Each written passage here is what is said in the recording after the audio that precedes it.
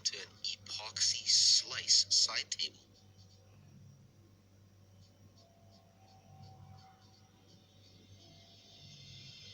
Marking 5 inches where I wanted to cut it and labeling all the little slices. I cut it with a chainsaw, and as you can see, when the pieces fell apart, it was like a puzzle putting it back together. That's why I labeled it before cutting.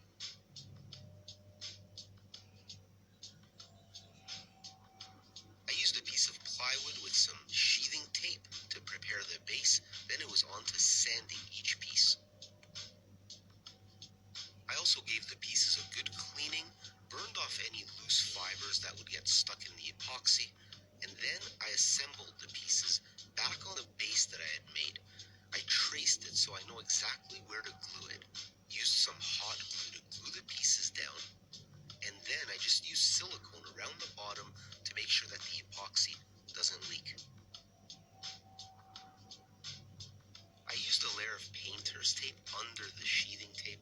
I find this just comes off the wood way easier than the permanent tuck tape. Once the whole thing was taped off, I rubbed it on the best I could, hoping for no leaks. It was onto the epoxy.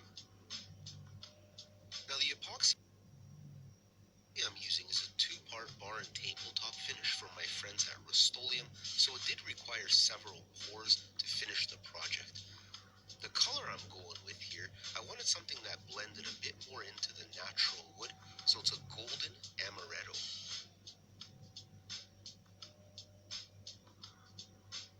Now the good thing about this epoxy is it's extremely quick drying.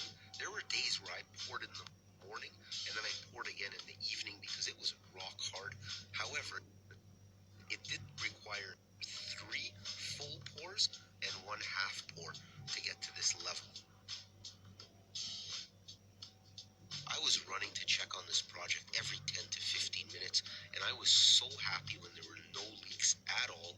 So when I took it out of the mold, I was super satisfied up to this point.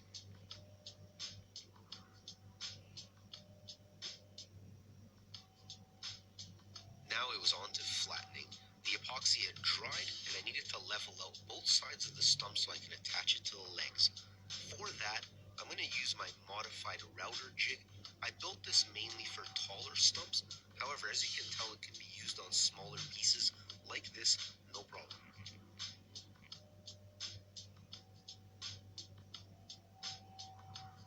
After both sides were flat, it was on to the final sanding. You have to be careful not to gum up the epoxy.